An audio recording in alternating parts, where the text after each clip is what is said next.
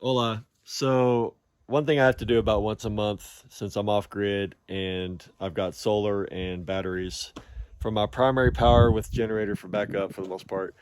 Um, I have to check the battery level. Each battery is filled with distilled water, and so I just check the level of each battery. So I'll show you what that's about. So you can see in here, I've got 20, well, it's 24-volt system uh, that goes to the inverter. And they are 6-volt deep cell batteries, uh, rolls. And to get to 24 volts, basically I've got, 4 in parallel to get to 24 volts, but then there's 3 rows to get the amp hours that I need. This system powers me pretty consistently, no issues during the summer. I don't have to run the generator, but during the winter, I don't have enough sun and do need to run the generator. But anyway, so I go through, each battery has 3 cells. So I open this up and I check the water level. You can see that's about where it needs to be. There's a little plastic thing in there that kind of tells me the depth level of the water that it should have in there. And like this one I haven't done yet. So you can see it's a little low. So I gotta fill that. So I put my handy little funnel in there and then just do distilled water just to fill her up.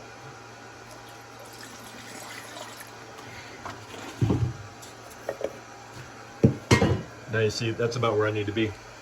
So I go through and do that for each cell with 24 batteries. Well, I'm sorry, 12 batteries, that's 3, so 36 cells. Takes about 15-20 minutes to do, so no big deal. But yeah, just part of being off grid, got to maintain those batteries. If I don't do that, then the water level in each battery will just keep dropping and eventually they don't work and the battery fails. So I don't want to do that. I don't think the previous owner really kept up on it because when I first moved out here, they were really low. But they've been holding up.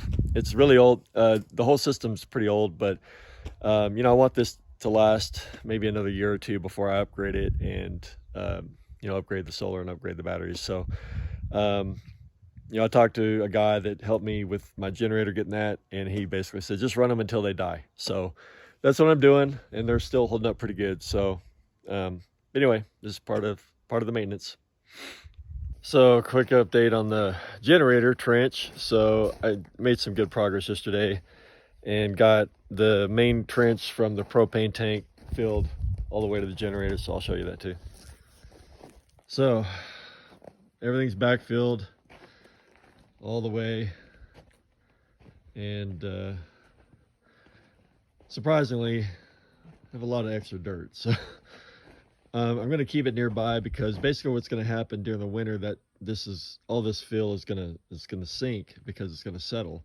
So all that dirt's going to have to go back on top again. So I'll probably just put it in a pile or whatever. But it turned out pretty good. I still want to do some electrical on that. So I already ran the electrical in the trench and it's sitting right there underground at the base of the post.